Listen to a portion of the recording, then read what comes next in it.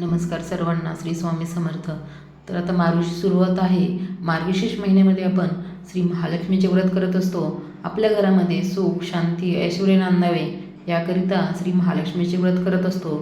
तर मी कुठल्या प्रकारे श्री महालक्ष्मीचे व्रत करते ते पूजा मांडणी व माझी सेवा आज मी सांगणार आहे, दाखवणार आहे. तर मी प्रथम इथं आपल्या घरात लक्ष्मी जिथून आगमन करते, लक्ष्मीचे प्रवेश होणार आहे, ते म्हणजे आपल्या घराचं प्रवेशद्वार, आपल्या घराचं उंबरठा. तर मी आता उंबऱ्याची पूर्ण पूजा करून घेणार आहे. उंबऱ्याला हळदीचं लेपन करून रांगोळी काढली.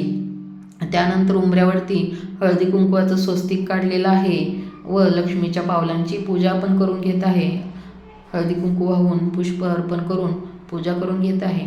नंतर इथं एक हळदीचं लेपन करून घेत आहे मी आणि त्यावरती छोटीशी रांगोळी काढलेली आहे आणि त्या रांगोळीला पण हळदी कुंकू वाहून मग त्यानंतर त्याच्यावरती दिवा ठेवायचा आहे.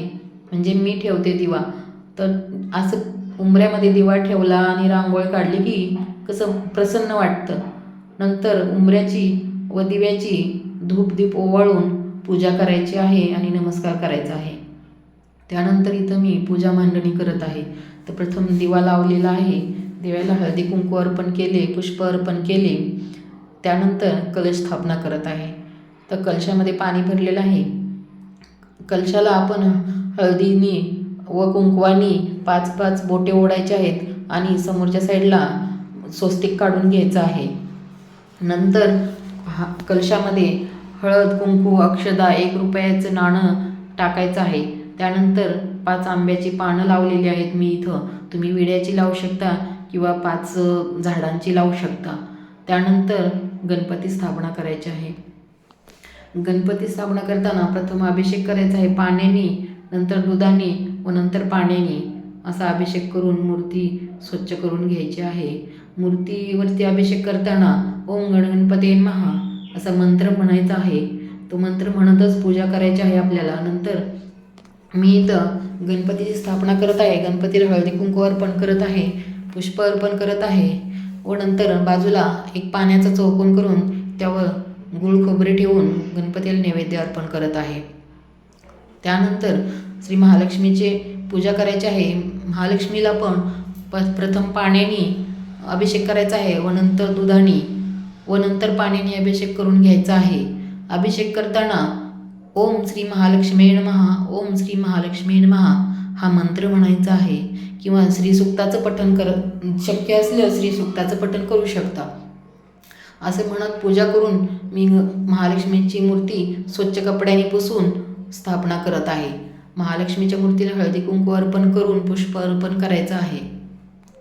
त्यानंतर मी इथं विडा मांडतात पूजेला, तो विडा ठेवून घेत आहे. विड्याच्या पानावरती खारी, खोबरं, सुपारी, वेलदोडा हे ठेवून हळदी कुंकू अर्पण करून पुष्प अर्पण करत आहे. त्यानंतर आपल्याला श्री महालक्ष्मीची पोथी मांडायची आहे. पोथीला पण हळदी कुंकू अर्पण करून पुष्प अर्पण करून पूजा करून घ्यायची आहे. नंतर देवीची ओटी भरतात. मग ती ओठी मी इथं प्रथम देवीसमोर धरत आहे हळदी कुंकू आणि त्यानंतर हळदी कुंकू वाहून ती बाजूला ठेवत आहे, पूजेमध्येच मांडत आहे. त्यानंतर इथं गजलक्ष्मीची पूजा करून घ्यायची आहे. ही तुमच्याकडे असतील गजंतलक्ष्मी तुम्ही पूजेमध्ये मांडू शकता. म्हणजे ते छानच असतं गजंतलक्ष्मी पण पूजा केलेली. तर इथं दूध आणि साखरेचा नैवेद्य दाखवून धूप ओवाळून मी इथं आरती करून घेत आहे. तर प्रथम गणपतीची आरती करायची आहे, नंतर महालक्ष्मीची आरती करायची आहे.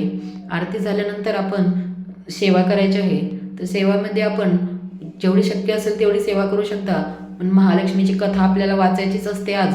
त्यानंतर लक्ष्मी गायत्री मंत्र, विष्णू गायत्री मंत्र करायचा आहे. महालक्ष्मीसोबतच श्री विष्णूंची पण आपल्याला सेवा करायची आहे. आज आपण श्री व्यंकटेश स्तोत्राची पण सेवा करायची आहे. याप्रमाणे आपल्याला जास्तीत जास्त सेवा